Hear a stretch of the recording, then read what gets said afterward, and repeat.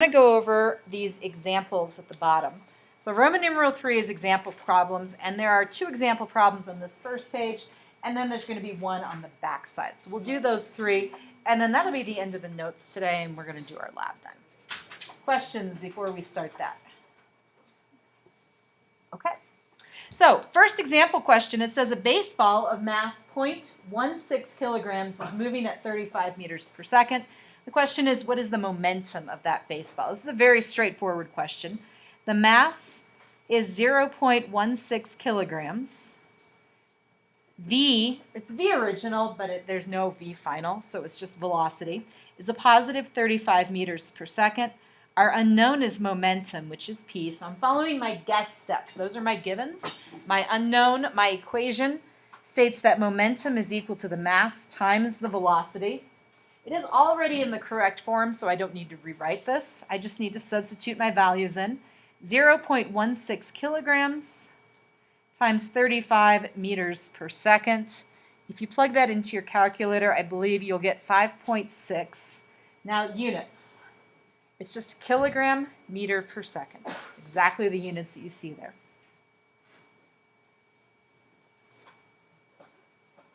Questions about that first example? Pretty straightforward. Okay, second one, part B. Find the velocity at which a bowling ball with a mass of 7.26 kilograms would have the same momentum as the baseball. So our bowling ball has a mass, much larger now, 7.26 kilograms. But we want to know its velocity if it has the same momentum as the baseball. So the momentum is 5.6 kilogram meters per second. The equation I'm using is the same equation, momentum equals mass times velocity, but I am going to rearrange it. I need velocity, so I divide both sides by mass. So velocity is equal to the momentum divided by the mass. Now it's a straight substitution. 5.6 kilogram meter per second divided by the 7.26 kilograms. If you look at the units here, my kilograms cancel out. I'm left with meters per second, which is velocity. So 5.6 divided by 7.26, I believe you get something close to 0.77 meters per second.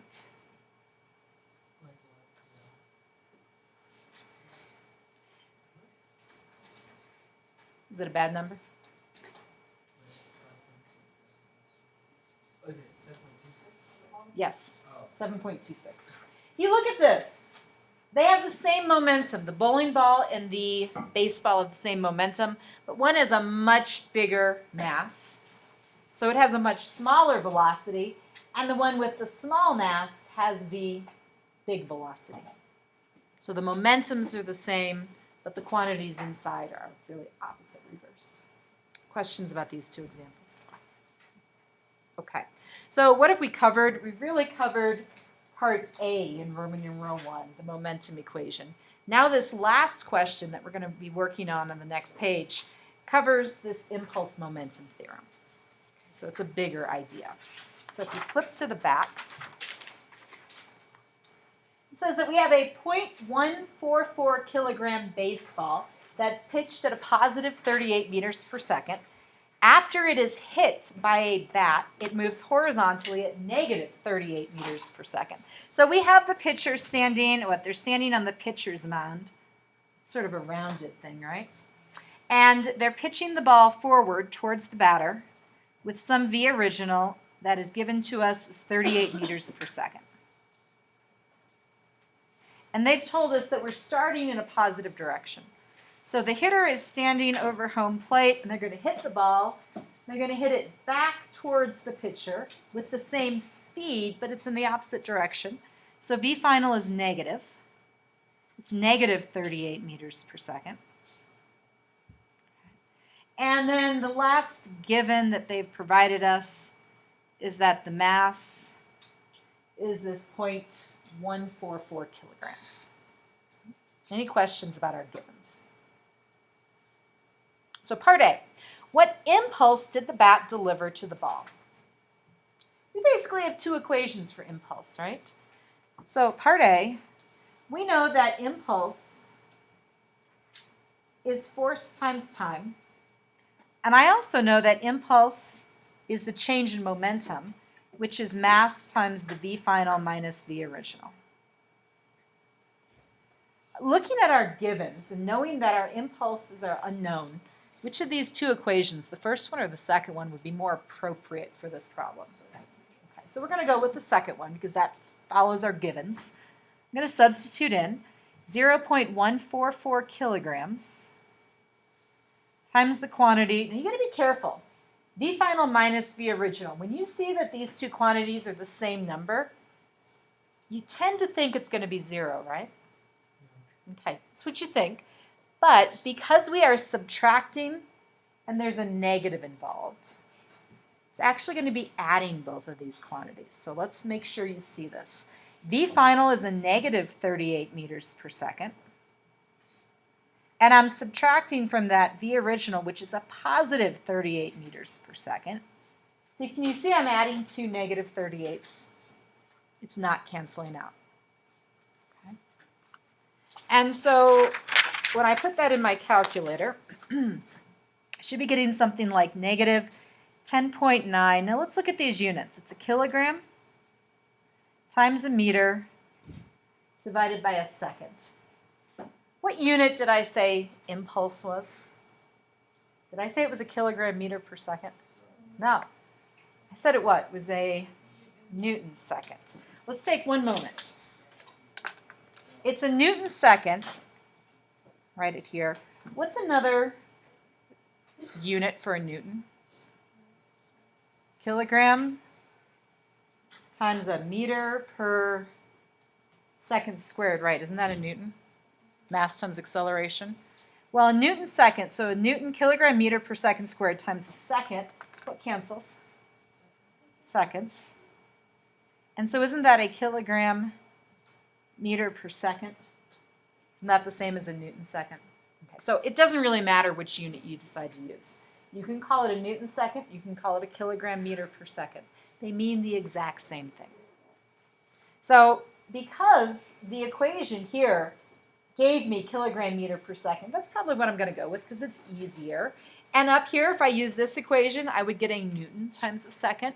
And I'd probably write that down because it's easier. It doesn't matter, they're the same thing. Questions about part A?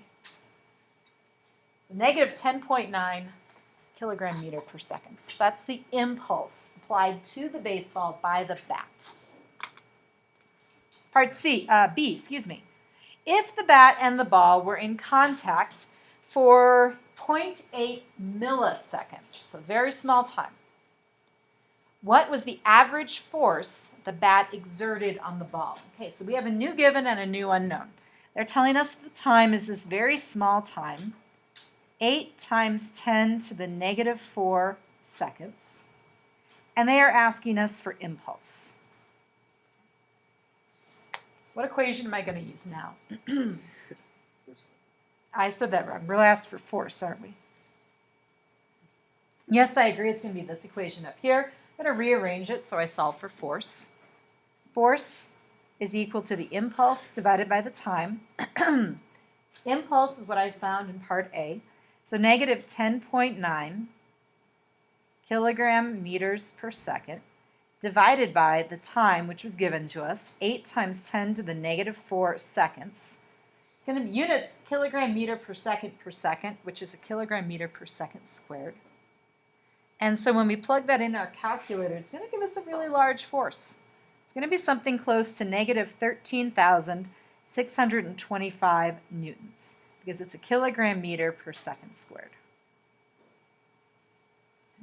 Does the negative make sense for the force? The baseball comes in this way, it's hit back this way, it's hit back in a negative direction, so that's the direction that the bat is applying the force. So yes, the negative does make sense. Okay, last one, part C. Find the average acceleration of the ball during its contact with the bat. Okay, we know a lot of physics now. We actually know 2 different ways to find part C. One way is not better than the other. They're just different. Someone tell me one way to calculate the average acceleration, just acceleration. with these givens? Adrian. Yeah. So net force equals mass times acceleration. So acceleration is equal to that net force divided by the mass. The net force is what we found in part B, negative 13,625 newtons, divided by the mass, 0.144 kilograms. So it's going to be pretty big. I don't know what it is. And has anyone plugged it in yet? 94,618. Yep. It's a negative. Okay, that's one way. We said net force uses acceleration. What's the other topic that uses acceleration? Yeah, motion equations. Christian. So what equation could we use?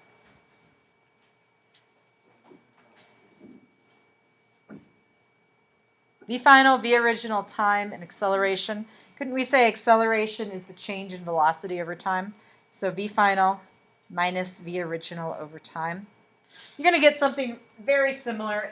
Both of these are around negative 95,000 meters per second squared. So we could use this equation if we wanted to.